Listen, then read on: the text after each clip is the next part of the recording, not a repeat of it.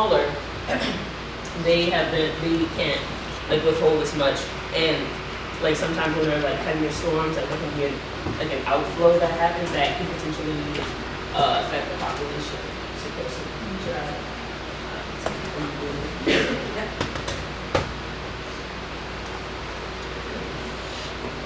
All this happens in the background, but we also consider the possibility of what is immediate that we can here at Barton. We consider all sorts of scientific perspectives, such as the microbial, the ecological, toxicological, and the environmental. And what we considered is if there's a leak at Red Hook, it'll trickle down to the soft hill, which we all share in neighboring towns of Red Hook and here. And we already have to treat the wastewater from soft hill. So just having that loaded onto BART just creates a lot more problems in terms of what we can do as scientists. My name is Josh. I'm a U.S. major.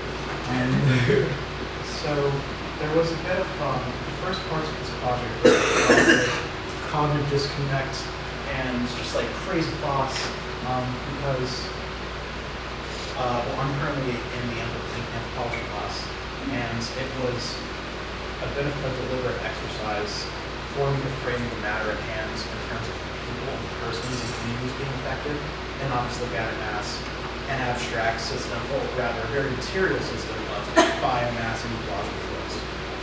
And I really appreciate what the Deputy Mayor said a moment ago about making this discourse accessible to the layperson, which is similar to what Vitalis was even saying, how is knowledge produced and reproduced? So I looked at my role in this project as sort of a pedagogical exercise of framing. So what is the meta-narrative? What's the story actually going on here? And how do we then communicate the complexities of this situation into the broader narrative?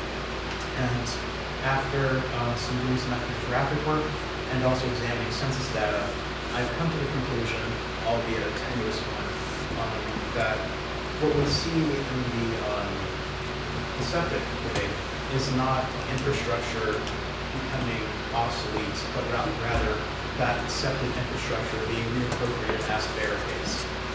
And I talk about this more in the paper with class, but I'm essentially saying that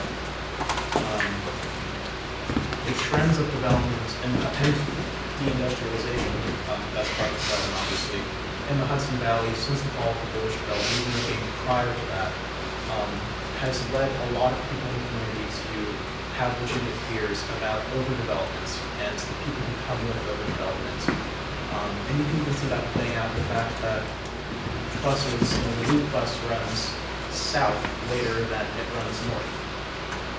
And so there are, anxieties in the community. I would go as far as to say, based on what I've learned from my ethnographic research and from examining census data, there are anxieties in the town about what the character of Redwood will become.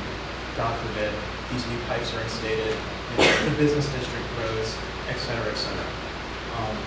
And so that's definitely much more of an advocacy, applied public policy perspective on the anthropological discourse that I've chosen to take on.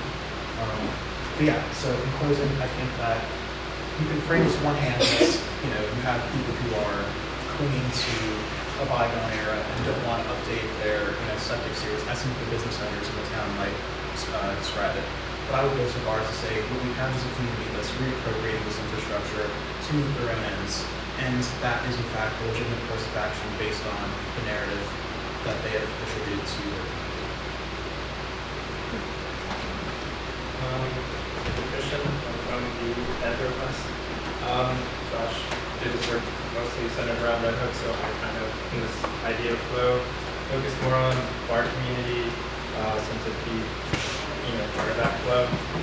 So I conducted interviews with several people, and I kind of just was confronted, or just got a lot of indifference to the situation, where it's kind of just like, where do BART students and the BART community stand? Where does it stand, especially since the community itself changes? People are here, students are here temporarily, and then with their own work going on, it's kind of like, what can they do in this situation? Cool. I'm Amelia. I'm the last anthropologist of the group.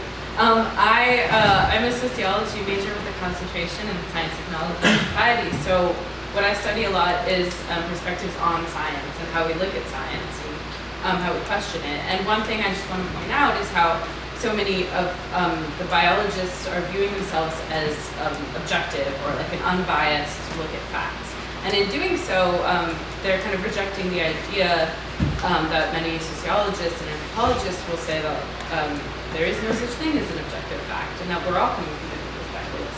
A lot of this issue of septic versus sewage comes from very personal perspectives and personal influences of what we're interested in and what we take away and what we don't. So, for instance, we all watched Represent on the Red Hook situation.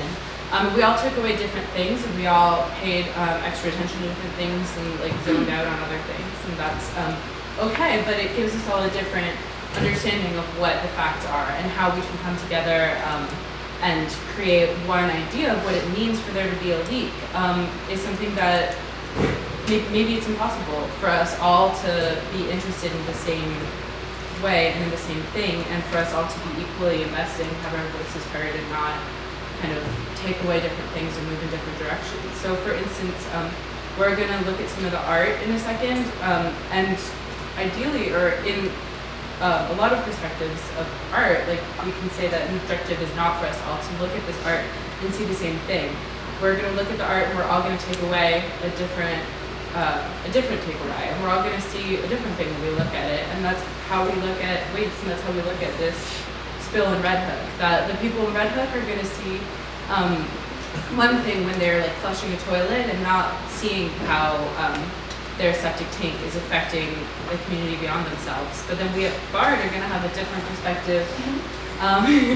We at BARD, such as Kristen, are going to have a different perspective on what it means to be taking in that waste and taking in that spillage and contamination. I guess I can. So I'll have on the timer that off a little while ago, so Okay, just, I'll go really quickly. yeah, you want the lights on? Yeah, that would be great. I guess, so I took a more abstract approach to the artistic,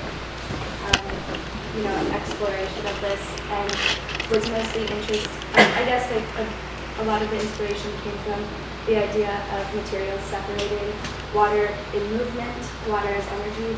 So I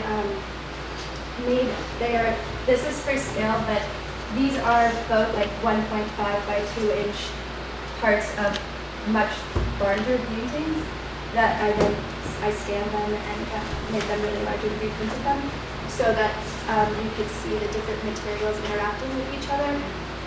Acrylic doesn't dissolve the way watercolor does, so it creates this sort of, like it sets in the bottom, and the more water you use, the more it cools. And then this, like, I tried to show like how things get stuck, like the confluence of materials.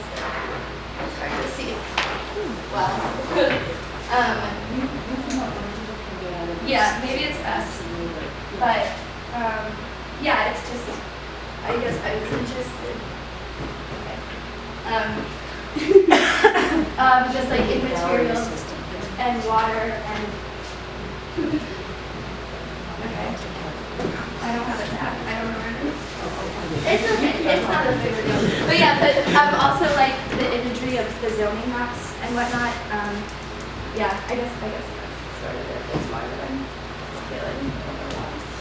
I can talk on mine real quick because you'll actually see it outside of the gallery. But during this process, I did my research by talking to other BARD students and sort of getting their feel on where they think their water comes from and where it goes.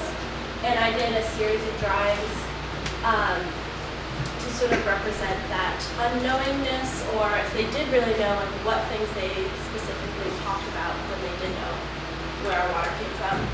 And so this is sort of some images of my process of trying to compile this information and then make some art and some sketches and some working through the material and drawing, and then the installation, which was a whole nother aspect of the piece.